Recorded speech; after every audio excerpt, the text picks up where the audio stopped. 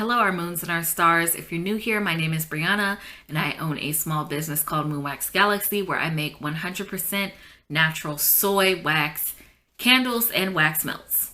As you may or may not know, our anniversary was on September 4th, which is past. I'm a little bit late because I was literally moving everything from my old house to my new house, my old place to my new place. I now have an office.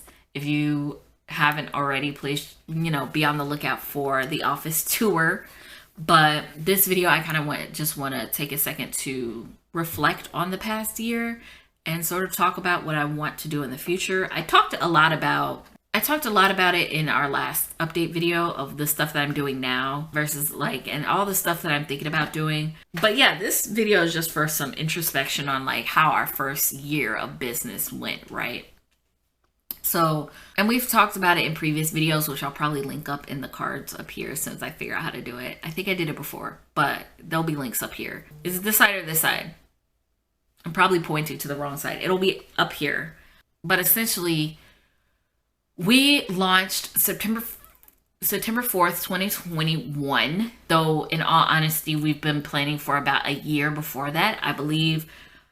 And I can find the Facebook post where essentially back in, I'm pretty sure it was July, I got the idea to make my own candles. And essentially, the story behind that is that I had this job that it was sort of like a I don't even know if I can say seasonal because it really wasn't a full season, but it was sort of like a after school matters sort of, type of thing.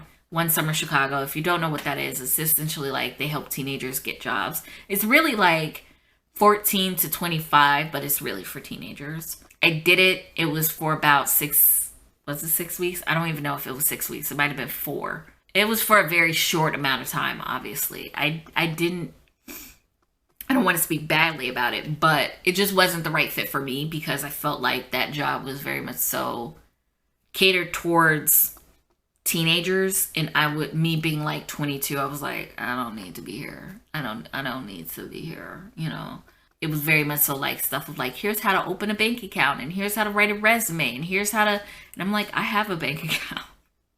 So all of that stuff was fun. But I remember we did some project, and he was like, you could pick whatever topic that you want. And, when you're doing that type of stuff, you don't know what topic. You're like, I don't care. And he kept suggesting, candle making as a random thing. I don't really think he knew anything about candle making, but I was like, you know what?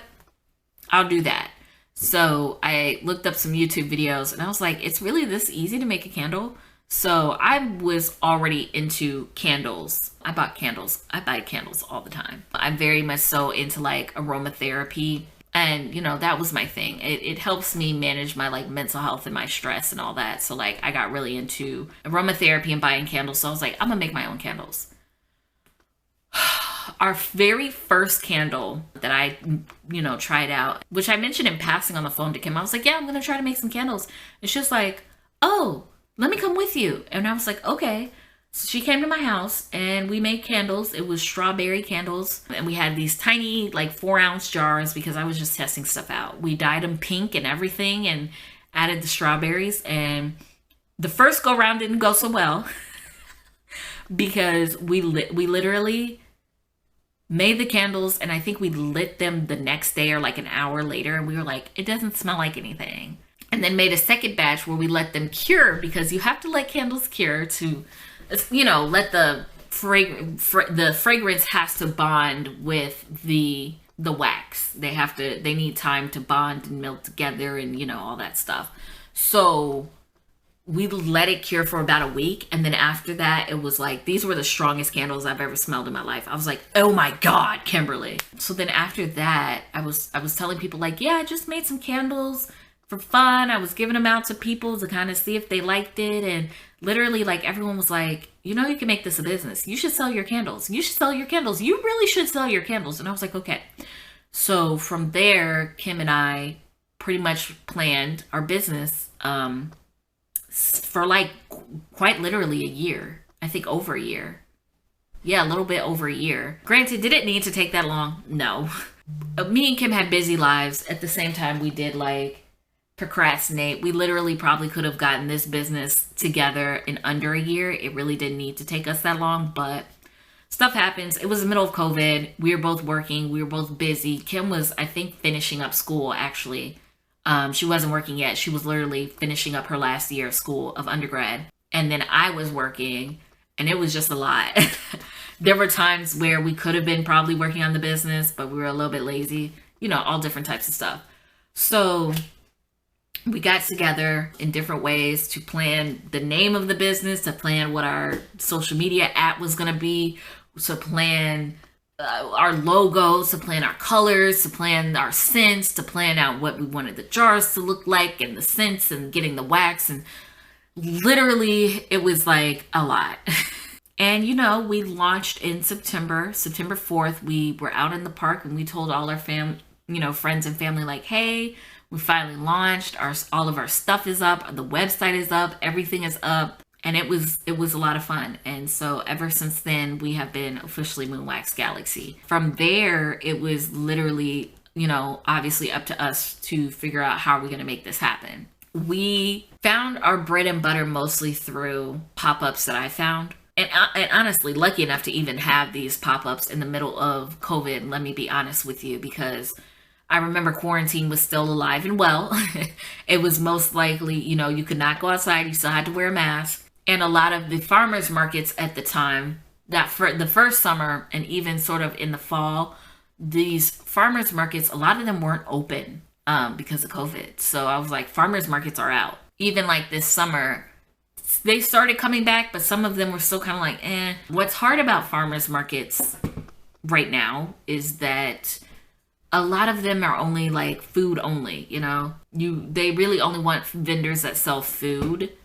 They don't really want like crafters per se, which is hard.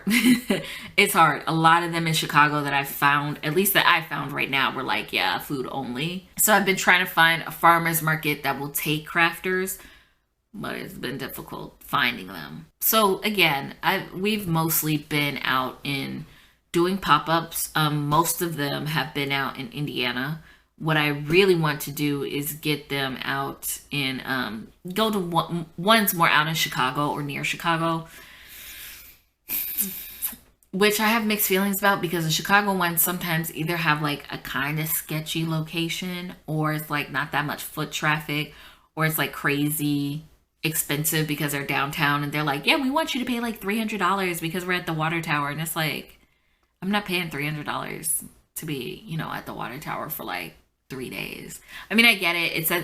If you don't know, the water tower is essentially like a mall, really popular mall out here in Chicago. And it's weird because it's downtown. It's not like wide. It's like vertical. It's not a horizontal map. It's like mall. It's a vertical mall. So like it has a whole different bunch of floors and it's just a big box, but it's a really popular mall. Obviously there's a lot of foot traffic and blah, blah, blah, blah, blah. But I was nervous because I'm like, one, I've never spent that much on a pop-up before. But two, just because there's a lot of foot traffic doesn't necessarily guarantee sales, if you know what I mean. Like, yeah, there could be like, I don't know, 1,200 people that come through the water tower, but that doesn't necessarily mean that they'll actually buy my candles. So I was like a little bit hesitant. So we've been mostly out in Indiana and it's been lots of fun hanging out in Indiana. We've been going to different events, different pop-ups, even like dealing with like having like a tent. I'm just thankful for like anyone that's bought a candle, or even if you know, haven't bought a candle, if you just follow us on social media and you like our stuff and you follow us and you see our posts and engage with them, like that's even helpful to us, even if you don't buy a candle. So the journey has been interesting. I think I always underestimate myself as a business owner. I definitely am constantly reminded to have more confidence in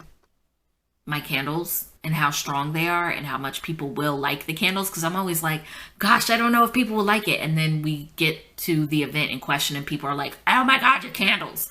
So I try hard. I try really hard, especially with like putting all the branding together. Kim also helps a lot with sort of being the visionary ideas person, and I sort of just like put it together. But it's really hard. Harder than I thought it would be to sort of try to think of something that looks good, because there have been a lot of, tests that I haven't really shown where I'm like, this is gonna look great in my head, and then I execute it and I'm like, this doesn't look as good as I thought it would look. The downside, and what I do want to work on, is that majority of our sales have been in person. So if we're right in front of someone's face and they smell the candle, we're more likely to, that's when we really start making money, obviously, which is great, right? And to some extent, I do understand. I talked about it in the last video that anything scented is really hard to sell. Perfumes, candles, air fresheners, because most advertising methods are either, visually, whether it's like you're looking at a billboard or you're looking at a commercial, or you hear an ad on the radio. It's very hard to express the sense of smell through other forms of media, if that makes sense. Like, how do I convince you to buy this scented thing through visuals or through audio? And so a lot of times we only really get sales in person when people can smell it. That being said, I was like, I really, really, really, really, really, really, really need to get more online sales. So I've been trying my hardest to sort of get these more so online sales. Definitely been trying to post more to social media. I am not the best at like trying to play the social media game, but I'm trying.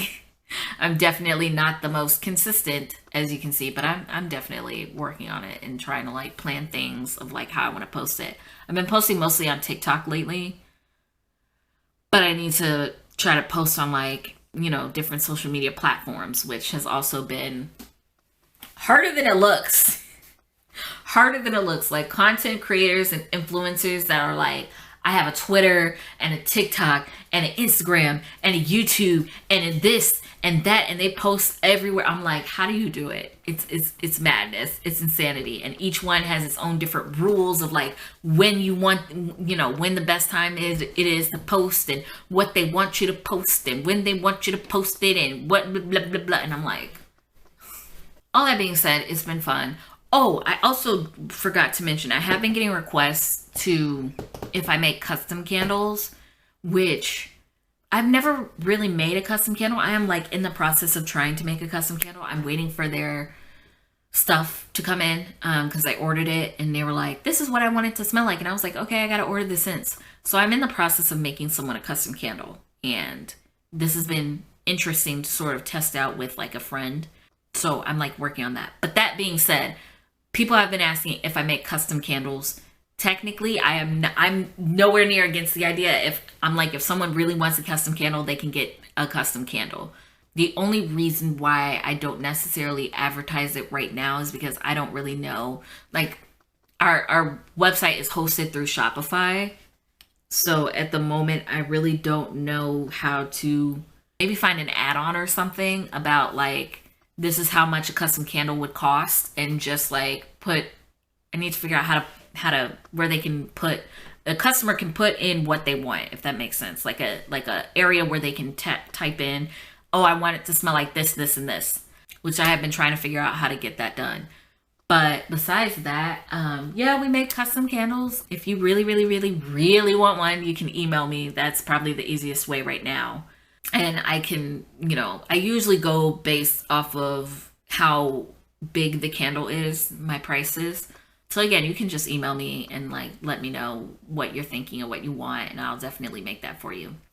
So custom candles, as I don't necessarily know if it'll be in the forefront of my business right now until I can figure out a seamless way to sort of get those, make it easy for people to put that order in, if that makes sense.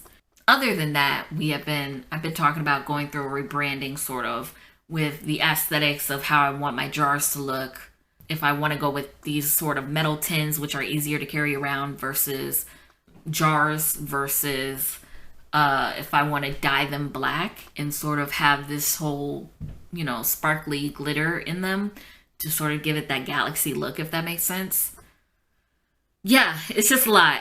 I played around with the idea of having sort of holographic looking jars, iridescent holographic looking jars, because they look pretty. But yeah, and even our like table setup in person, I want to change like to black sort of tablecloth and then get these like iridescent risers that look really pretty. I'm trying to do like black is our main color with pops of color throughout. So I'm working on that. That being said, that's about it. I don't know if I have any other super huge plans for the next year. Preparing for fall.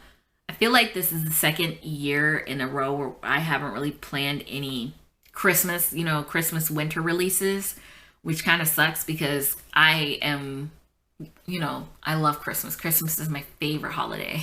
I literally care about no other holiday except for Christmas. So no Christmas releases, unfortunately. Hopefully, my goal is to get rid of the candles that we have. And then once I sort of get rid of those, I can focus on Christmas. But, and sort of working with scents that people gravitate towards. It's been hard because I sort of test out candle scents with people. And I get feedback where like, oh, I really like this scent. But then once I actually like put it up on the website and I'm like, okay, you can buy the candles now. People always end up buying a different scent that I don't expect them to be as into. So that's been fun. Yeah, more stuff coming. Hopefully we'll see if we get to other sort of products that I want to get into with like lip balms and all that. Only reason why I haven't at the moment is because it would take up space that I don't really have. Like, I'm glad I have an office, but it's still like limited space. So if I go with like, sugar scrubs and lip balms and stuff like that, I still have to like figure out how I'm going to store all that stuff. This year has been a pretty good year. That's my introspection. I'll probably like maybe have Kim post her sort of review of this year as well, which might have to be virtual. So we'll figure it out. But yeah, thank you so much for watching. May your stars always align and may fate always conspire in your favor. And I will see you in the next video.